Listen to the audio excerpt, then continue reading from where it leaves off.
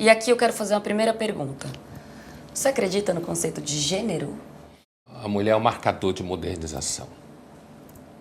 Qualquer sociedade que você observa o lugar da mulher, você mede entre aspas, claro, porque não é um quantitativo, a modernização daquela sociedade. Em que termos? No mesmo termos que fala o Bauman da ambivalência da modernidade. Quer dizer, como tudo que é modernizador, carrega consigo ambivalência. Resolve problemas e cria outros. Um feminismo branco e heteronormativo, porque afinal de contas, as mulheres da primeira onda, ele tá bufando, as mulheres da primeira onda eram brancas. O nível de militância hoje na ideologia, e quando você pensa ideologicamente, você fica burro, em algum momento a burrice vai tomar conta de você, a cegueira e tal. A gente usa, de novo, tem que fazer momento disclaimer, a gente usa muito de ironia, tá? Prestem atenção até nos cortes de Instagram, que daí vocês ficam meio perdidos e tal. A gente usa ironia sem nenhum limite, sem nenhuma... Quem não é capaz de entender ironia, é melhor desencarar de pensar e vai brincar no parquinho. Isso, exatamente. Você fazer um workshop de como ser grosso, estúpido, idiota, burro, babaca e achar que assim você vai pegar alguém. O que é, afinal, a crise da masculinidade?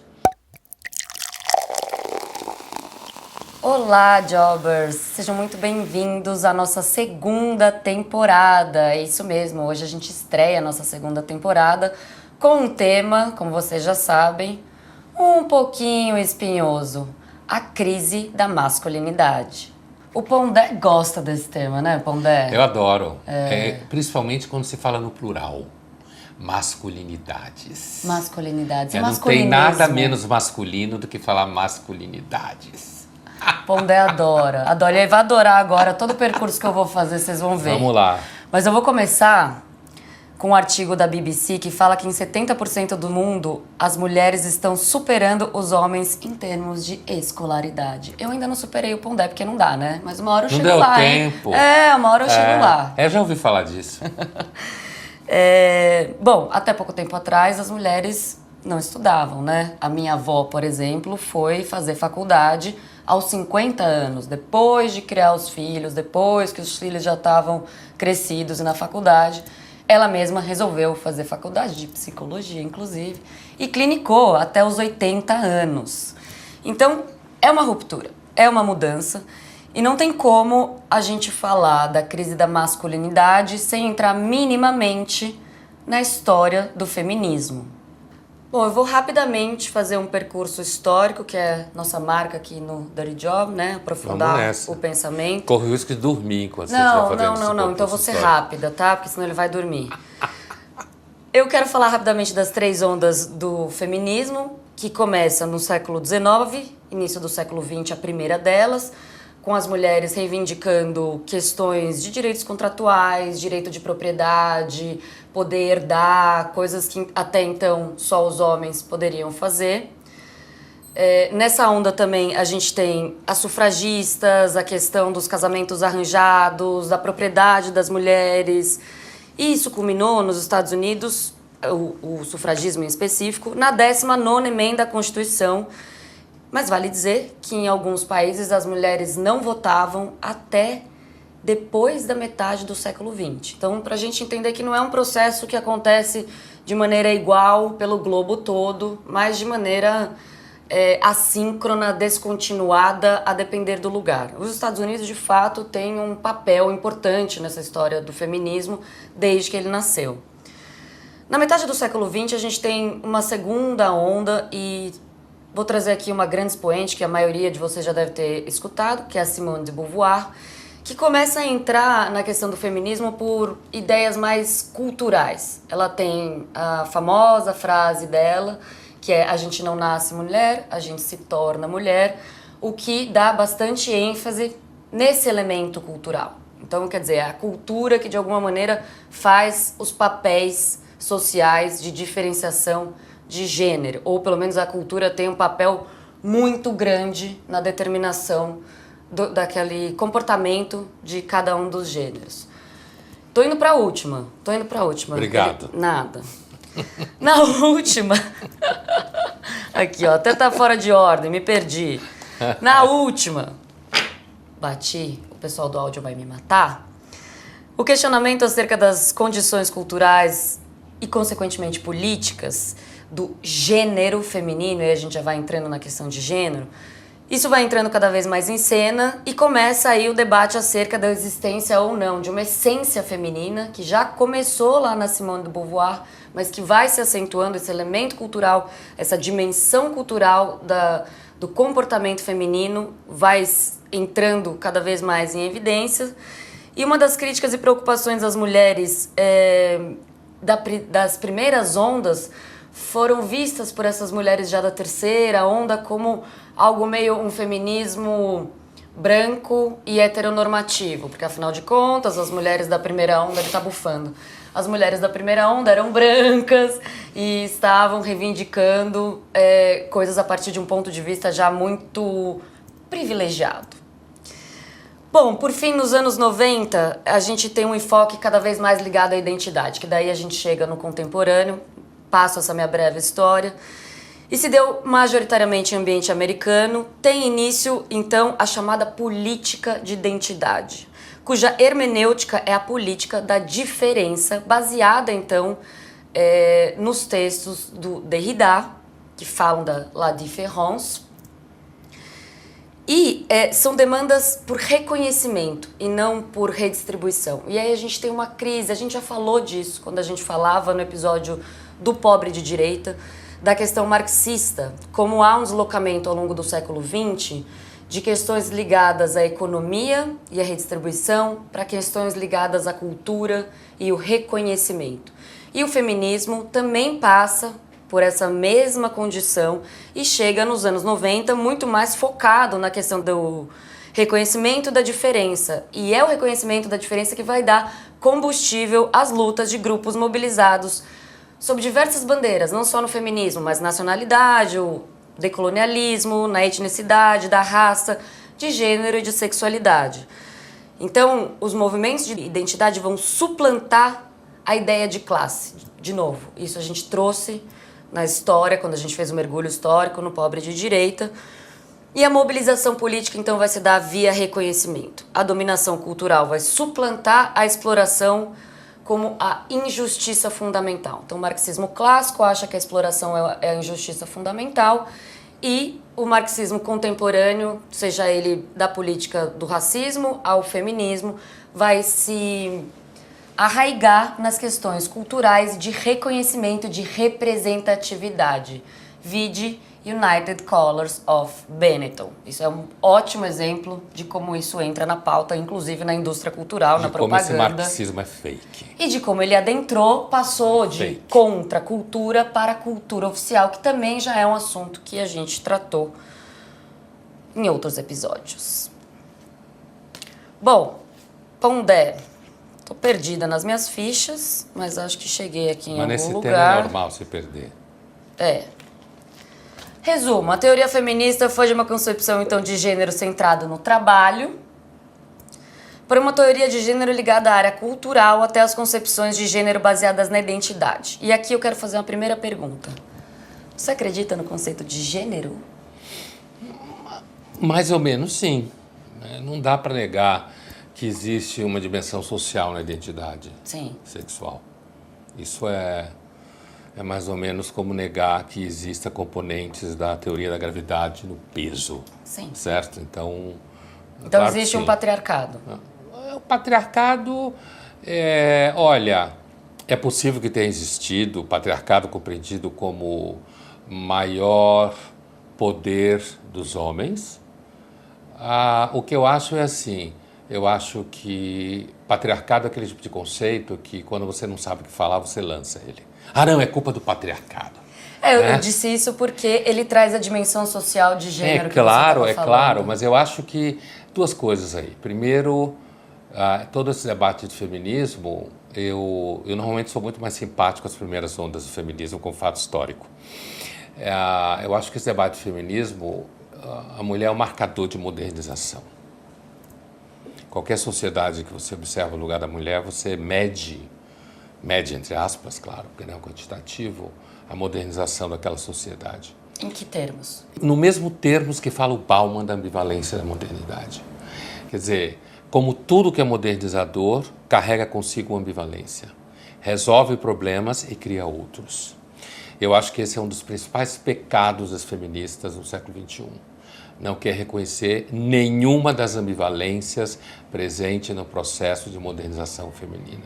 Elas leem a modernização feminina, ou a emancipação, que aqui eu uso como sinônimos, como se fosse um processo linear, sem atritos, Sim. tranquilo, assim como decorar uma sala, do jeito que você está afim, entendeu? Então, eu acho que isso é um problema. Outra coisa é, eu acho, agora não vai dar para fazer isso tão cedo, mas há que se perguntar, afinal de contas, qual é o papel que o chamado patriarcado teve na sobrevivência da espécie, certo?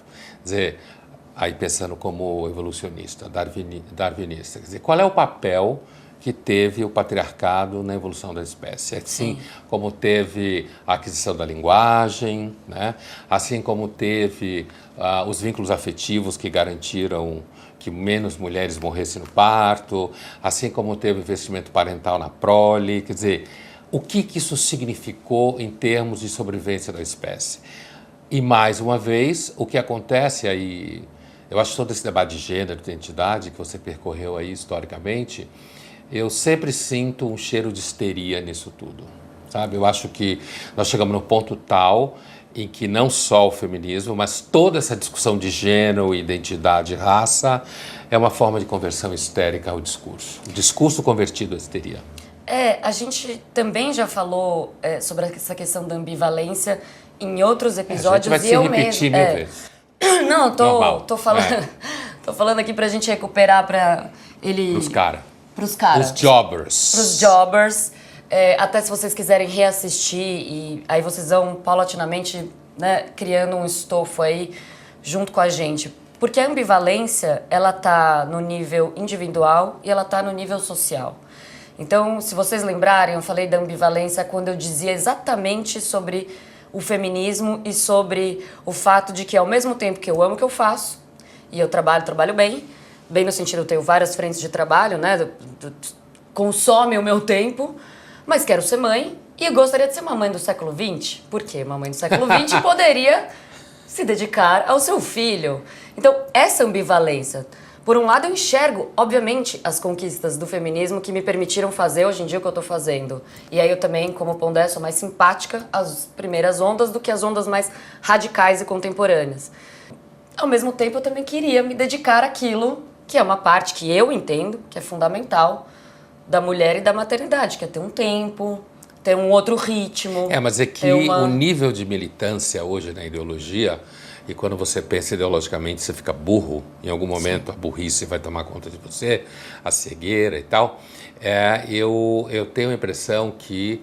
E aí também... Eu acho que toda a discussão de gênero, todo debate de raça hoje em dia, isso está tudo meio junto, não é só o feminismo. Isso que eu falei, né? As políticas da identidade. Isso aí, políticas da identidade.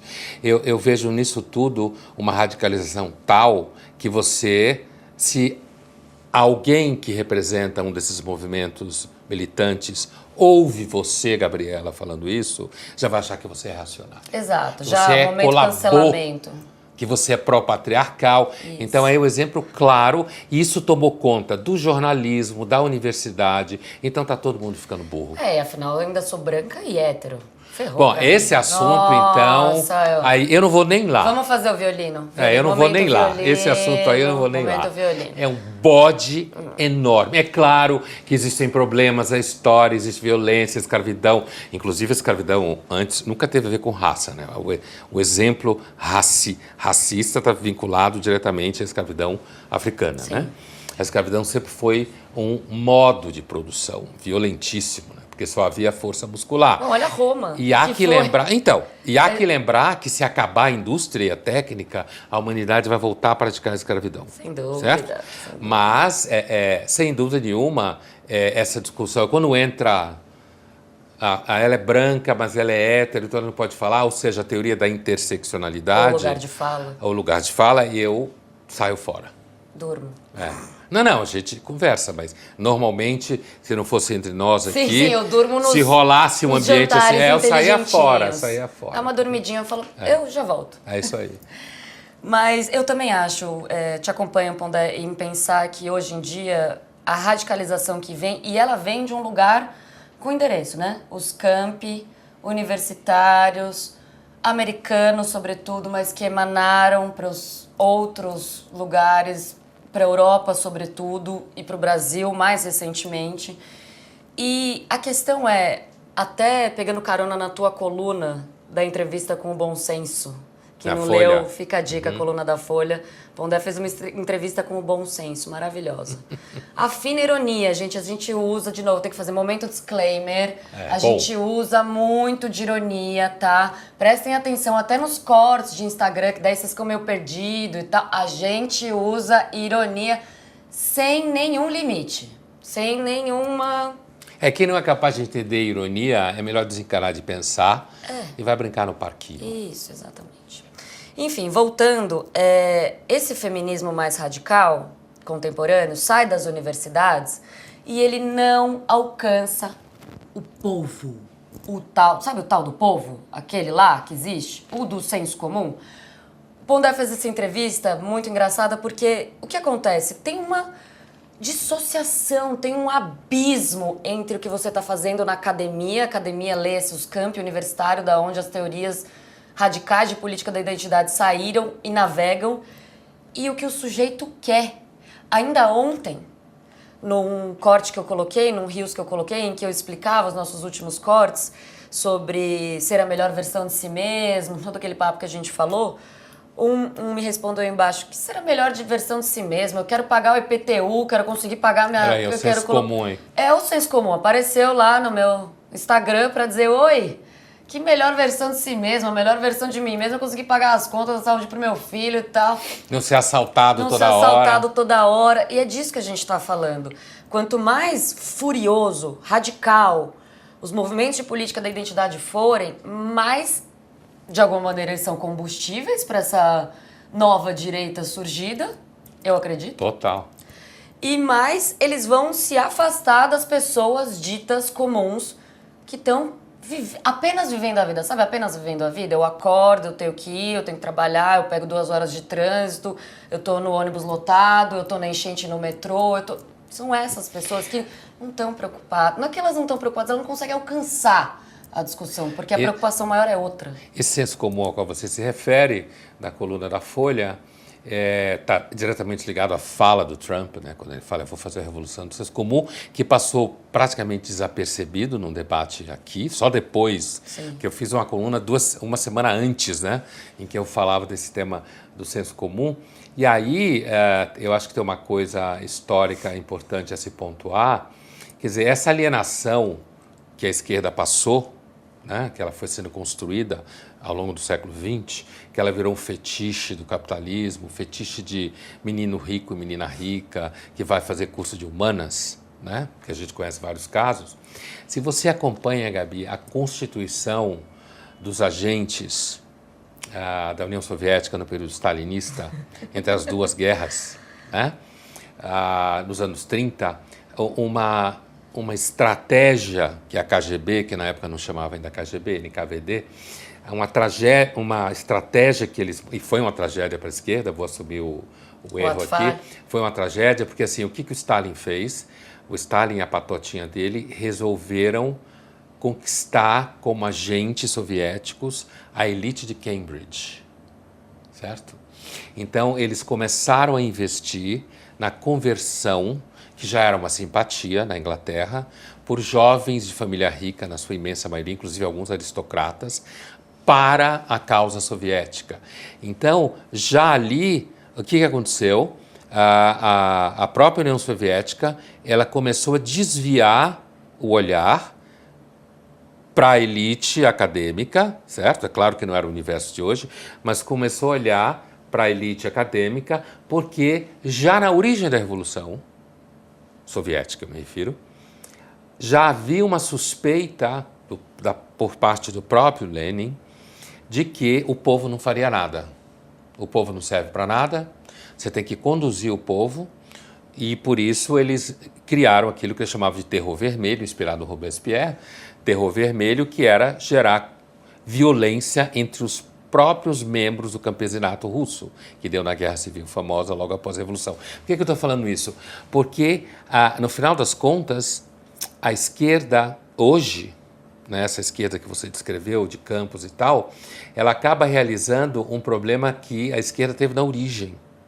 Marx era um intelectual. Todos os grandes criadores da esquerda foram intelectuais.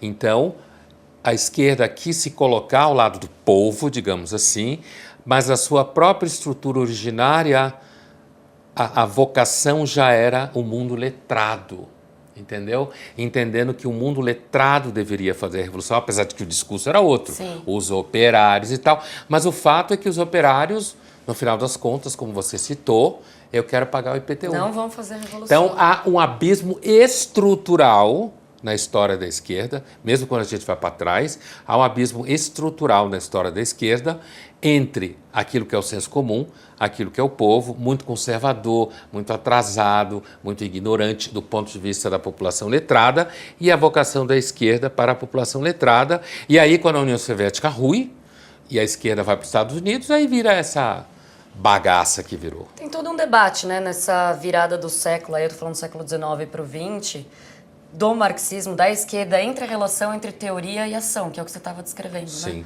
Uma coisa é um intelectual montar uma teoria, outra coisa é quando essa teoria é posta na praxis, em prática, Sim. na ação. Quem é o sujeito da... Enfim, aí você entra num outro caminho. Mas voltando para o nosso tema, da crise da masculinidade, né? que a gente Temos deu que uma chegar lá. devagada. O que eu sinto hoje, Pondé, e acho que todo mundo sente, é que tá todo mundo meio perdido nos seus papéis sociais, mas as mulheres estão fazendo um monte de coisa. Estão conquistando, como eu comecei, a escolaridade, uma série de coisas. E eu tô sentindo que os homens estão perdidos. Assim, o que sobrou pra gente fazer exatamente no momento em que elas fazem tudo? Lógico que esse faz tudo tem um custo enorme para nós, né? Não, there's no free lunch aqui, que é o que eu falo. Estamos pagando uma conta alta. Quero fazer tudo e quero ser mãe. Puta, ferrou, né? O que eu acho de partida nisso é o seguinte. Primeiro, como experiência de professor, quase 30 anos em graduação, as meninas sempre foram melhor alunas. Né? Muito mais estudiosas, muito caprichosas. Desde a escola, quando você via a sua coleguinha pintando os cadernos. Os caras têm vocação estrutural a ser vagabundo na escola. Né? Hoje você não pode nem falar isso para os caras que eles se ofendem. Então. Né? Então, assim, mas, dito isso, né, o que eu queria dizer é o seguinte. As mulheres, elas conquistaram, elas são marcador de modernização, como eu dizia no começo. Essas mulheres emancipadas do Ocidente, grosso modo. Então, elas estão conquistando uma série de marcadores da vida moderna.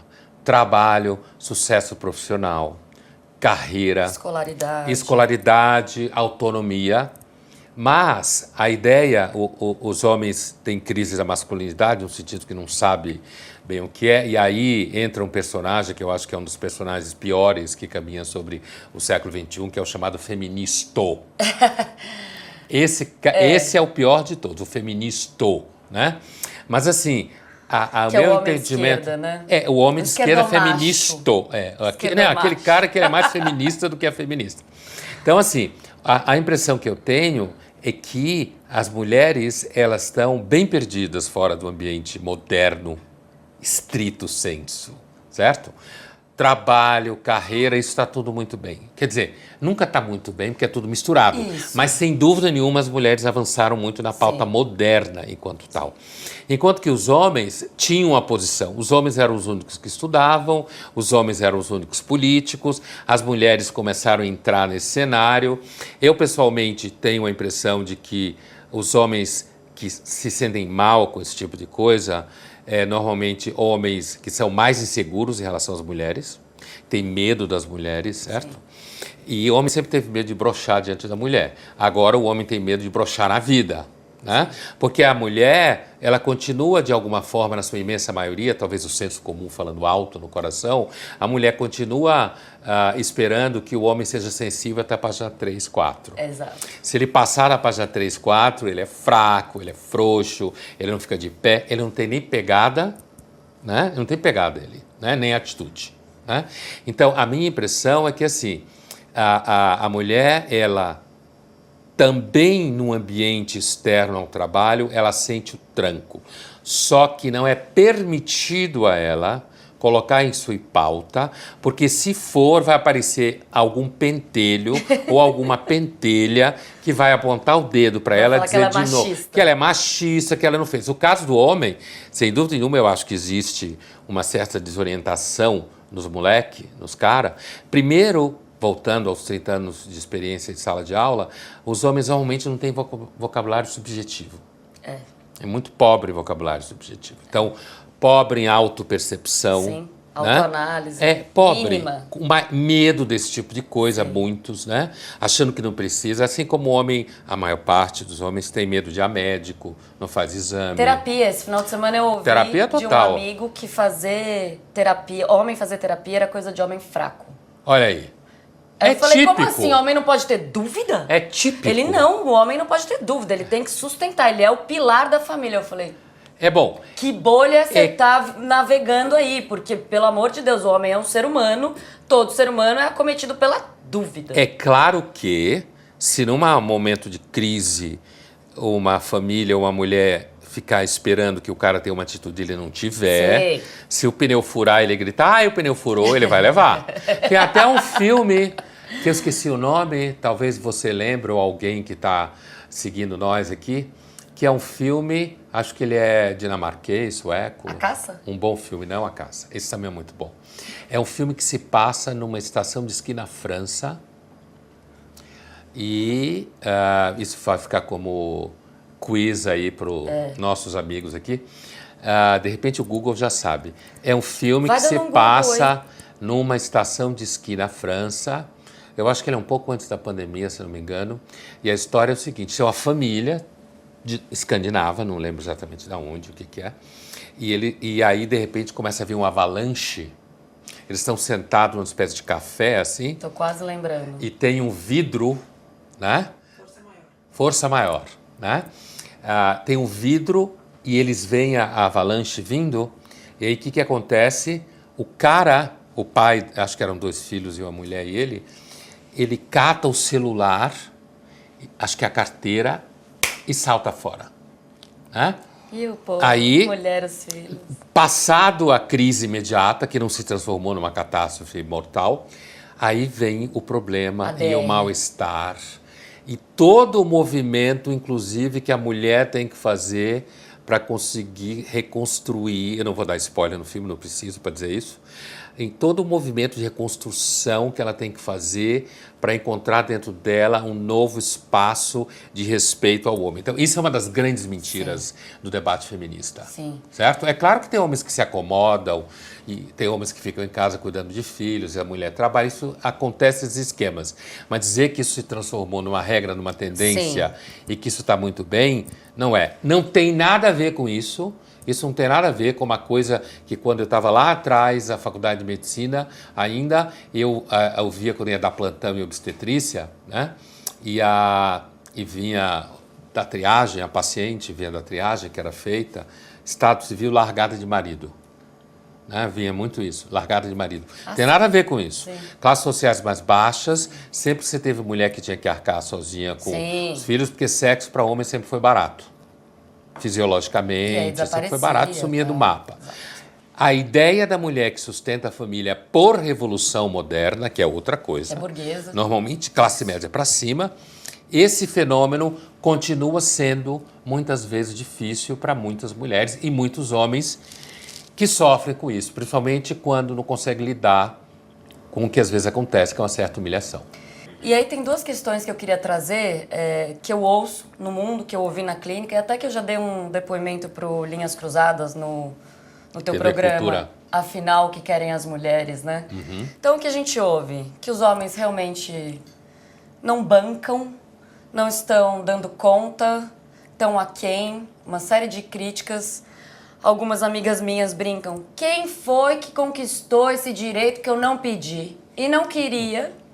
Alô, você cancelar momento, cancelamento. Ah, foda-se o cancelamento. Mas a principal questão aqui pra mim, Pondé, é até que ponto a gente consegue desconstruir a história do patriarcado no inconsciente. E mais especificamente no desejo. Porque uma coisa é a gente desconstruir o patriarcado como história, como narrativa, na sociabilidade, nos acessos da mulher, etc. Outra coisa é a gente pensar nisso do ponto de vista do desejo, e aí o desejo na psicanálise ele é mais amplo que o sexual, mas o sexual também e muito importante. E aí a pergunta é, a mulher vai conseguir gozar fora da posição de objeto? E aqui gozar também eu tô no sentido amplo, tá? Gozar sexualmente e gozar não sexualmente, porque é isso que me parece ser, vou falar até bonito, o nó górdio da questão. A gente desconstrói a narrativa, a gente tem acesso, mas muitas mulheres gozam na posição de objeto. Olha, eu acho que, inclusive, isso é uma das tragédias e grande parte da classe psicanalítica nos últimos tempos, que é ter transformado a psicanálise na ideia de que a política é a verdadeira clínica, certo? Sim. Então, o resultado é que muitos psicanalistas aderiram à ideia de que a política pode mudar essa posição do gozo. Subjetiva. Né? Que a política pode mudar isso e normalmente a gente sabe no que vai dar, porque a política num ambiente subjetivo é como um elefante numa loja de cristais. Né? Você fica lutando, mas não sai de lá. E só destrói tudo à sua volta. Né? Só destrói tudo à sua volta. Então eu voltaria àquilo que você citou, e você normalmente lembra dessa fala das tuas amigas, quem foi que inventou o direito, conquistou um direito que eu não queria. Então, para voltar ao tema da ambivalência, que eu falava Sim. no começo, aí que eu acho que é um excelente tópico para pensar na ambivalência. Porque existem aí alguns movimentos que aparecem, como esposas tradicionais. Esposa troféu. Esposa troféu, soft girls, não sei Sim. o quê. Meninas aí que inclusive usam o exemplo da Escandinávia, da Suécia, que é um bastião do feminismo desde os 19, de meninas que querem morar com os namorados, com os maridos ou whatever, e que querem ser sustentadas e acham ótimo encontrar com as amigas, tomar café e tal. Quer dizer, como se fosse uma forma de dizer, não, eu não quero esse direito, a vida é infeliz, é muito pesado e tal. Mas, olha a ambivalência aí. Eu acho, pessoalmente, uma péssima opção para uma mulher resolver ser sustentada pelo marido. Olha que é feminista ele. Eu não sou feminista, eu só sou realista. Só tô enchendo o saco. Não, mas eu sei que sou a feminista, é claro que sou a feminista. Porque de alguma forma é. Sim. Né? Então, assim, eu acho um péssimo, eu estou querendo dar um exemplo de como a ambivalência é. Sim, Né? sim, como ela funciona É péssimo na prática. uma mulher escolher ser sustentada pelo namorado, pelo marido desde cedo, porque se der merda, O que ela faz? o que ela faz? Certo? Eu estou aqui fora da Se discussão der merda de e ela golpes. não tiver filho, que dá pra pedir uma pensão. Então, aí entra a barriga, entra muitas vezes esse truque, é o famoso golpe na barriga, mas uma hora essa criança cresce. Sim. Que existem todas as formas, mas o ponto de vista subjetivo, assim como a maioria esmagadora dos homens degenera quando é sustentado pela mulher, eu acho que grande maioria das mulheres também degenera quando tem que ficar fazendo cálculos para sobreviver que não tenha que ver com uma subjetividade capaz de ser criativa, criadora da própria Estar no vida. mundo, minimamente. Então, isso é ambivalência e é isso que o debate ideológico estúpido, burro, que domina a universidade, as redações de jornal e de televisão, não enxerga. É burro. Ele não é... E olha que Bauman é um sociólogo... Se você conservador. E simples. Ele escreve fácil. Sim. Um nostálgico, É um como se fala, nostálgico, né? exatamente. Então, assim... E ele disse isso tudo no livro Modernidade e Ambivalência. É Com muito clareza, claro. é. A modernidade, ela cria ambivalências que não tem solução. É isso aí. Insolúveis, Falamos exatamente. igual. Que é o que eu dizia. Ao mesmo tempo que não quero abrir mão de nada do que eu faço, quero ser mãe, gostaria de ser mãe com uma certa calma de uma mãe do século XX. Pra onde eu vou? É a família Doriana, como se falava. Exatamente, Né? Propaganda exatamente. da Doriana. Foi um merchan de graça. Outra coisa que eu também vejo, e aí também é bem empírico, no ambiente, né, de quem tá solteiro e tal, são os caras bem perdidos em relação a como chegar nas mulheres. E aí, eu pago a conta ou não pago a conta? Eu abro a porta do carro ou não abro a porta do carro? Né? Eu acho que não tem não tem como resolver isso. Os Também, caras vão ter que babar no na caso mesa a e na caso, gravata até o fim. No caso a caso, assim, sentir, fazer 3 perguntas para tentar entender qual que é a pegada dela, se ela é um pouquinho mais conservadora, se ela é um pouquinho mais progressista. E assim, vai na intuição. Você sabe, Gabi, eu lembro de 20 anos atrás, mais ou menos, sei lá, para dar número redondo, quando eu fazia essas discussões em sala de aula, e eu uma vez escutei de uma aluna que ela falou mais ou menos o seguinte, que aceitar que o cara pagasse a conta era uma indicação de que ela queria encontrar com ele de novo. Se ela recusasse dele pagar a conta, ou quisesse dividir a conta, era um indicativo que ela não queria ver ele de novo. Fica a dica. Né? Isso já vão, sei lá se é 20 anos, mas alguma coisa entre 15 e 20 anos, mas sei é lá. super atual, a dica tá válida. Olha aí. Então, veja como as coisas continuam a funcionar. Você vê. Entendeu? Tem um nível ali onde, de repente, esse jogo com a posição de objeto que você se referia, Sim. certo? A posição feminina de objeto, continua a falar lá no inconsciente. Exato. E ele pode, inclusive, ser instrumentalizado, como uma vez eu li uma matéria na Folha, se não me engano, na Folha, acho que sim, que era uma mulher que era especialista em dar concursos para mulheres arrumar marido. Alguma coisa assim, né? E uma das dicas que eu lembro que eu ri muito quando eu li, que era a seguinte: não fale no primeiro encontro muito de sucesso profissional se você o tiver. Porque não tem coisa que faz o cara correr léguas se ele não estiver querendo se aproveitar dela, né? Porque tem os caras que querem se aproveitar hoje em dia. É a ideia de que ela pode ter mais sucesso profissional do que ele. Fuja! Não fale. Era o conselho da mulher para as mulheres. Não, fale de outras coisas, né? Fale de outras coisas. Por quê? Porque se você ficar falando do seu sucesso profissional, não vai dar. Porque se o cara tivesse ido mal, né? Já vai começar. Bom. Mal. E de repente você vai descobrir isso também dele. Né? Então espera o segundo. Outra dica. Outra dica. Bom, a crise da masculinidade, então, pelo que a gente está trazendo aqui, é um sintoma de transformações históricas. Sim. Que bagunçaram os papéis de gênero, do que era atribuído, então, à mulher, do que era atribuído, então, ao homem. Hoje em dia, e você me mandou uma matéria ontem, existe um feminismo tão extremista, eu não sei se vocês sabem, mas 2 coisas. Uma que a gente conversou também, um movimento de mulheres que pregam pela extinção do Homo sapiens sapiens gênero masculino. Então elas estão falando, não reproduzam mais, porque não podemos mais ter um Homo sapiens sapiens gênero masculino na espécie, Olha, porque afinal de contas a gente está buscando a eliminação darwiniana dos homens do globo. Acho um pouco exagerado, né? Coitada. E ontem saiu uma matéria que ele me mandou de mulheres que são cafeicultoras e elas agora, só mulheres fazem café porque elas não querem mais o homem e todo o patriarcado que vem na conta com a sua energia no café. É assim, eu achei engraçado isso, né? Me pergunta pra quê? É a graça do trágico, né? Eu posso, assim, por exemplo, quando tem aquelas, como chama? Jornadas de cinema produzido por elas, né? Eu até acompanho, do ponto de vista estritamente racional e sociológico, a ideia de você estimular filmes fabricados por mulheres, feitos por mulheres.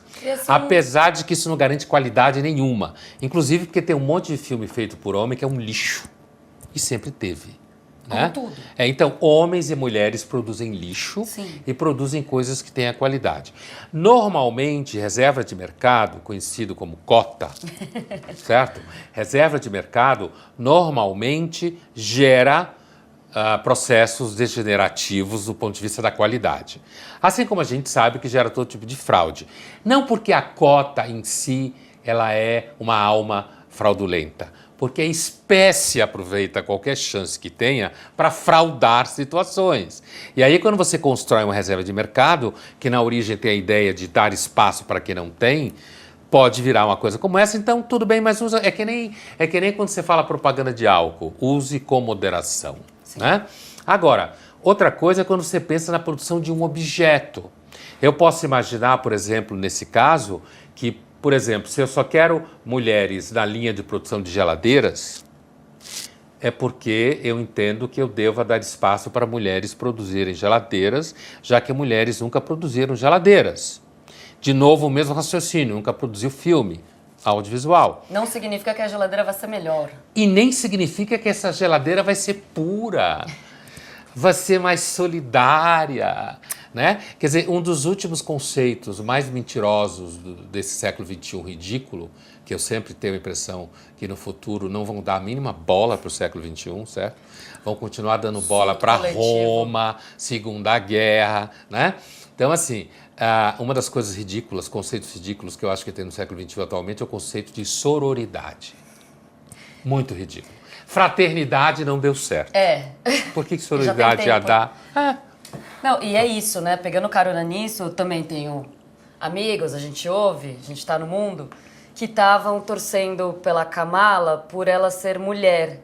E outras mulheres que são de esquerda dizendo, não necessariamente porque ela é mulher, ela vai ser mais... Vai ter mais sororidade, vai ter mais empatia com as mulheres. Isso é o que acontece muitas vezes no ambiente de trabalho. Uma mulher chega numa determinada posição hierárquica de sucesso e ela age ipsis literis como um homem. E do no outro... pior sentido do Sim, homem. como homem que tem poder e tal. E outra coisa, é muito comum em ambiente de trabalho, quando a mulher chega a um cargo de importância, liderança na hierarquia, outras mulheres dizerem que ela está ali porque ela deu para o cara que é poderoso, certo? Então, isso é um discurso muito comum que as mulheres fazem com relação a outras mulheres que sobem dentro da hierarquia, certo? É muito mais comum as mulheres fazerem isso que os caras. Os caras normalmente olhando para outra coisa. Estão vendo se ela é bonita, se não é. É outro tipo de universo que os homens se movimentam, né? Agora, é evidente que muitos homens têm dificuldade de ter chefas mulheres. Todo mundo tem dificuldade de ter chefes. Sim, né? é um aprendizado moral. Ter chefe muitas vezes é humilhante. Né? Mas, sem dúvida nenhuma, o conceito de sororidade, ou ele é uma forma de mau caratismo, ou ele é simplesmente falso. Assim como... Ou ingênuo. É ingênuo, como eu volto a tema da fraternidade. Não funcionou. Era pensado como conceito universal, né? Sim, super. Somos super fraternos. E também, aprofundando nisso, quando eu queria dar um momento a Ti Explica, quando eu falo da mulher gozar na posição de objeto, para ser mais clara, eu estou falando desse lugar que a mulher tem de gostar de ser desejada, de gostar de ser olhada, de gostar de que achem ela bonita. Será que a gente consegue sair desse papel? Porque se a gente não sai desse papel, tampouco a gente consegue tirar os homens dessa posição que é muitas vezes criticada pelas mulheres. Que é o que deseja, que é o que banca. Exatamente. Que é o que deseja, que é o que banca, que é o que... Então, é uma ambivalência pura isso. Porque... E aí eu vou para minha pergunta. Porque se há partes que a gente consegue reescrever do patriarcado e partes que não, eu te pergunto, você acha que essa história poderia ser autrement, como a gente diz em francês? Você acha que essa história poderia ter sido... Ela pode ser reescrita, como todo esse movimento de reescrever a história, em vários campos do saber e da nossa vida? Você acha que o patriarcado poderia, você falou isso um pouco no começo, né? Nós teríamos sobrevivido, ou essa história poderia ter sido escrita de uma outra maneira, ou a gente pode consertá-la? A função evolutiva, né? Eu, assim, já tive a oportunidade de falar isso, eu tenho certeza, não no sentido profético, mas olhando para a história... Eu acho que é razoável imaginar, assim como outras civilizações acabaram, que essa também vai acabar em algum momento, né? E que, sei lá, se a humanidade ter existido aqui 500 anos, o que eu não tenho certeza, e não estou falando só por causa da crise climática, eu nem quero entrar nesse tema que é da moda, porque a estrutura do desejo humano é meio autodestrutivo mesmo, pensando bem freudianamente. Mas, sei lá, daqui 500 anos... Bom, a gente está na desculpa de cortar, mas estamos meio que beirando uma terceira Guerra Mundial, né? O mundo parece um pouco fora de lugar do que se pensava depois da Exato, Segunda Guerra. O tal do termômetro, do juízo final. Do juízo final aumentou, né? O Trump entra e chuta lá para cima, né? Desculpa te a cortar. febre. Não, mas o que eu ia dizer é o seguinte, daqui 500 anos, 1000 anos, né?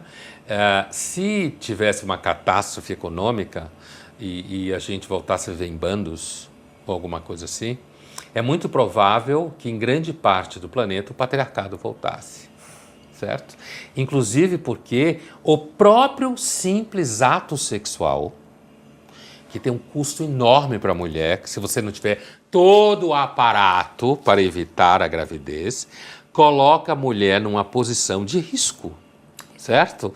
Então, é por isso que eu costumo dizer, a civilização moderna ela é tão cara quanto a bolsa Louis Vuitton para funcionar. Né? Era um luxo. Toda a rede de apoio. De direitos, né? Hospital. Isso não significa que não é bom. Sim? Significa que a gente tem que perceber que isso não é garantido.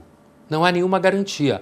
E você simplesmente tomá-lo como garantia é uma forma de, na verdade, você dar espaço para todo o discurso, inclusive radical de extrema-direita, que se alimenta da estupidez dos construtores de opinião no ambiente da esquerda das últimas décadas. E aí eu volto de novo na questão do gênero. Porque se acontece uma hecatombe, como que a gente ia operar fora dessas todas as significâncias culturais? No biológico. Biologicamente, quem engravida e passa 9 meses gestonta, como dizem, meio aérea, meio podendo tonta, morrer no parto. Podendo morrer, tombando para lá, porque perdeu o centro de equilíbrio, mais frágil, mais vulnerável. E quem é estruturalmente, ontologicamente mais forte, fisicamente, do que a mulher, enquanto a mulher está gestando e enquanto a mulher não está gestando? Esse é o ponto, me parece, né? É por isso que quando você pergunta se essa história podia ser reescrita, olhando do ponto de vista evolucionário, é difícil pensar que se ela podia ser reescrita. Não é... Ou não se ela pode ser a reparação histórica, então, né? Chegando agora, vamos chegar agora na reparação.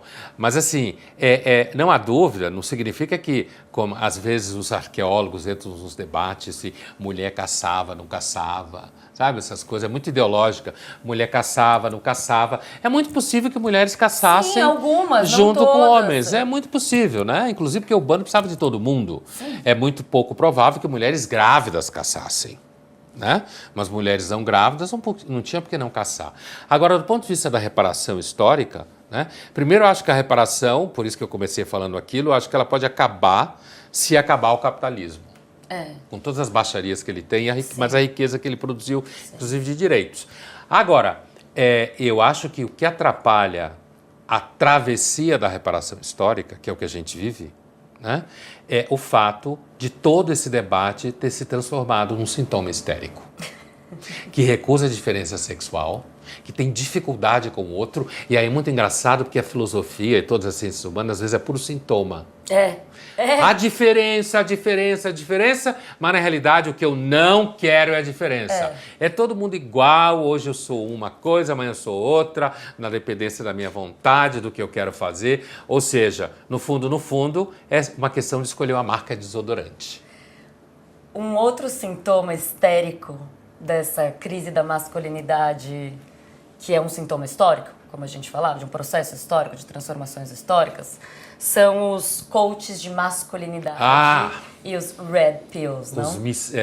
A misoginia que dá dinheiro nas redes sociais. Exatamente. Bom, esse é um sintoma estridente, né? Estridente. Quer dizer, o cara vai... Aí ele cita, não, tem mulheres que querem namorados assim, porque tem essa onda também, né? De mulheres que querem namorados assim. Mas eu acho uma ótima escolha se você quiser ser o completo idiota que não vai conseguir pegar ninguém, né? No século XXI, você vai fazer um coach desse, um curso, né, sei lá, um coach desse. Workshop. Um workshop, essa é a palavra. Você vai fazer um workshop de como ser grosso, estúpido, idiota, burro, babaca e achar que assim você vai pegar alguém. É um ótimo exemplo pra você dar errado, cara. Bom, Pondé, eu vou agora para a nossa ponderação final. O que é, afinal, a crise da masculinidade? Eu acho que essa crise da masculinidade é mais um dos fenômenos de desencaixe que a modernização produziu no seu imenso processo de ruptura daquilo que é um conceito que eu gosto muito, de dois historiadores da religião grega antiga, o Murray e o seu aluno Dodds, grandes figuras em estudos de religião grega antiga, ambos britânicos, do começo e metade do século XX, que é o conceito de conglomerado cultural herdado. Ou seja, você tem centenas de séculos e milênios construindo-se de forma aleatória, não linear, sem ninguém projetando nada, uma série de comportamentos que tem a ver, inclusive, com a experiência biológica da adaptação ao meio ambiente, e que a modernidade é talvez a maior declaração de guerra que a humanidade já fez a essa experiência do conglomerado herdado. E aí você produz, naturalmente, perda de ordem no sentido de organização subjetiva, objetiva e tudo mais, e a modernidade prometeu, essa era a crença, de que ela ia destruir isso tudo e colocar no lugar um mundo melhor. Sim. E deu nisso. Quando ele fala modernidade, só para fazer o momento te explica também, a gente está falando dos últimos 3 séculos, a gente está falando a partir da criação dos estados nacionais, da revolução industrial, da ideia de progresso, da produção serializada, do nascimento das cidades, ou seja, no começo do processo cujo ápice nós vivemos hoje em dia. Mas eu prometo que a gente vai fazer um episódio só sobre isso, até pra gente se perguntar se a gente tá mesmo progredindo ou não. Eu acho que vocês já têm alguma pista do que a gente pensa. Então é isso, espero que vocês tenham gostado. Vejo vocês no próximo e até lá.